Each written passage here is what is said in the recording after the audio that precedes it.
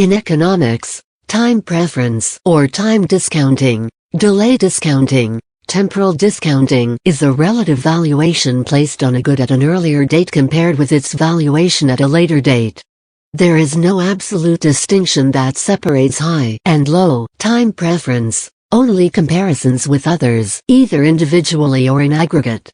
Someone with a high time preference is focused substantially on his well-being in the present and the immediate future relative to the average person, while someone with low time preference places more emphasis than average on their well-being in the further future.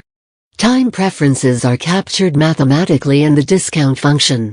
The higher the time preference, the higher the discount placed on returns receivable or costs payable in the future. The time preference that an individual exhibits at any given moment is determined solely by their personal preferences.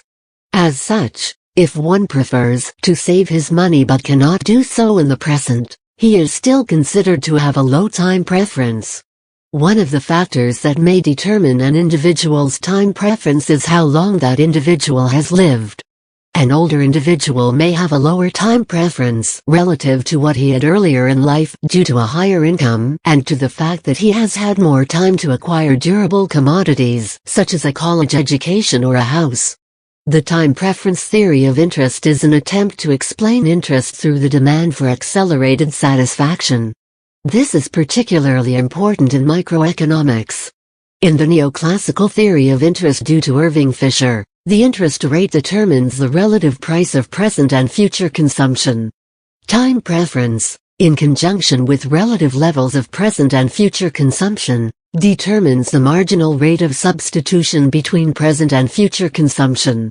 These two rates must necessarily be equal, and this equilibrium is brought about by the relative prices of present and future consumption.